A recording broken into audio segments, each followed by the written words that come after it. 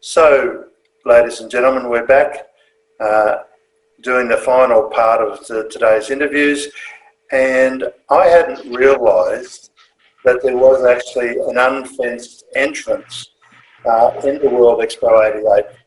But Lawrie, behind you, you've now got up that particular unfenced entrance. So if you can tell us a little bit of the story behind that, and who actually, if you can recall, come up with the design of it, because that is just a brilliant piece of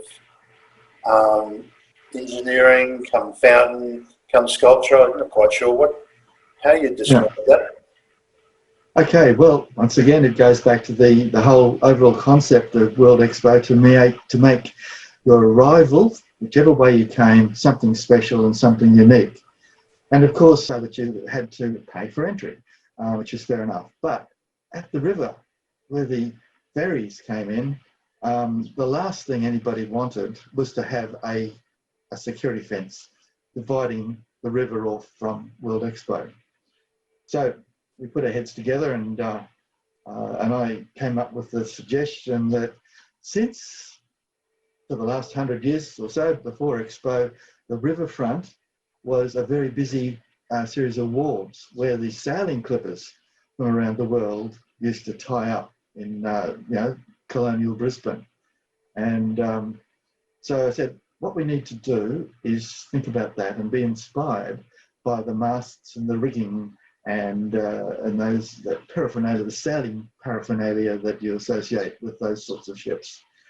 So what we did was we put masts up, as you can see behind me there, and we built a waterfall. It was a trench, and the water cascaded down, as you can see there.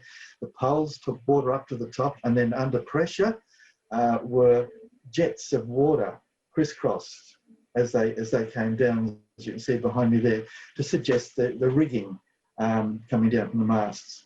And so that created a security barrier. But I have to say that if you wanted to get wet, quite substantially soaked, you could have got into Expo for nothing. But as far as I know, nobody did through the Ferry Gate fountain. But I think it was amazing that we were collectively able to do that.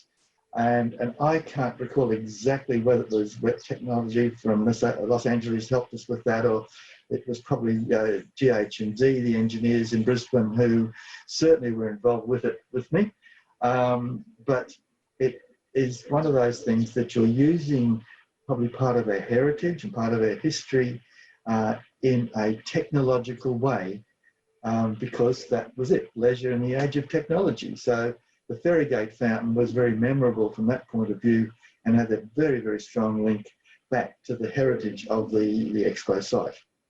And I think, Lawrie, that little story is just another really great example of the value of these discussion of your papers. And sometimes when we get to the end of it, I sort of realise, we didn't actually talk about the papers all that much, but we've managed to flesh out some amazing material, and whether it be the epiphyte forest and some of the stories behind it, the fact that, in effect, they were the first green walls, the toad invasion of the Pacific Lagoon, and now we've got the rigging story of the fountains, and each one of those stories, I had never heard of before, despite 8 years involvement now with the legacy of Expo 88. Yeah. But, thank you so much, Lawrie, for participating in all these. You'll actually hear Sir Frank at the end of one of these YouTubes, and his summation of your work is, it's progress, progress, progress. So again, Lawrie, thanks so much for taking up, allowing me to take up, valuable time. I know the direct garden out there is calling. Mine, of course, is dying over here. The last thing I've got is a green thumb. Lawrie, with that, thank you so much. And the next topic will be probably Artbusters and the art of Central Australia, with an interview with former Deputy Mayor of Brisbane, David Hinchcliffe. Again, Lawrie, thank you so much. Thank you, Peter. Bye.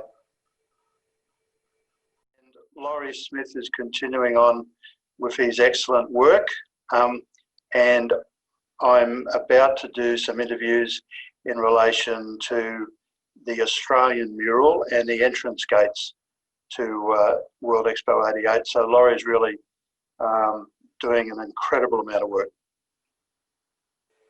Well, that's fabulous stuff. Yeah. So I just thought you'd like to know that. Yes, it's progress. It is.